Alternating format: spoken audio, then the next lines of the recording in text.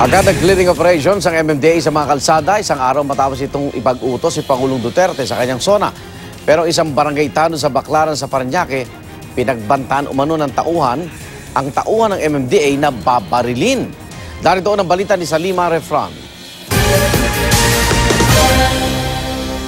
I am directing the MMDA and the LGUs of Metro Manila as well as the LGUs of Metro Manila, Metro Cebu, and all other regional centers to ensure the flow of traffic and immediately clear our roads and thoroughfare, penalize all traffic obstructions regardless of stature.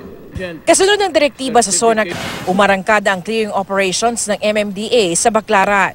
Tino ang mga multicab na nasa illegal na terminal. Sinubukan pang tumakas ng isang kolorom na van pero nahuli rin. Pinatabi ang mga vendor na lagpas sa mga tinakdang lugar. Nandiyan na naman po yung mga illegal terminal. Nandiyan na naman po, namamayagpag na naman po yung mga barker na kung saan-saan humaharang na po sa kakalsadahan natin yung mga pagsasakay at pagbaba ng mga pasahero. Susunod po kami sa pinagutos. Ang isa sa mga nagtuto, pinagbantaan pa raw ng isang tanod. Yung mukha ko tandaan niya kasi babaralin niya ako. Sabi niya? Oo, sabi niya. Magkasama dapat tayo kasi nasa gobyerno kayo. Bakit ganun? Na kami patatakutin nyo dito? Hindi na nanakot, sir. Ha? Bakit sasabihin mo na babarilin mo yung tao namin? Hindi, sir. Sabi ko sa kanya. May baril ka ba? Wala, sir. Higit sa mas pinaigting na clearing operations, katuwang ang mga LGU, nakipagkasundo ang MMDA sa DILG. Bukod sa kaso sa ombudsman, maaari nang suspindihin ng DILG at ng mayor ang mga barangay captain sa mga lugar kung saan may mga nakaharang sa kalsada. We'll have to make all these barangay captains understand na responsibilidad ninyo na i-maintain niya. May isa dyan na ilang beses na nakasuhan, di ba? Kasama naman ang Pasay City Administrator's Office, nag-inspeksyon ng MMDA sa mga bus terminal sa EDSA. 2 terminal ang hiningan ng business permit.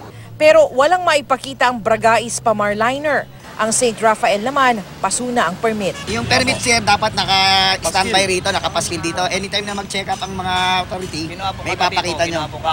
So wala po kayong ipapakita sa amin ngayon. Ang 2 bus terminal na lumalabag din pala sa nose-in, nose-out policy, hindi na muna papayagang mag-operate hanggat walang business permit. Sa 16 na bus terminal na na-inspeksyon sa nakalipas na mga araw, 5 lang ang sumunod sa requirements ng Pasay LGU at MMDA. Sa ikatlong paglabag, maaari nang ipasara ang terminal. Para sa unang balita, Salima Refran reporting.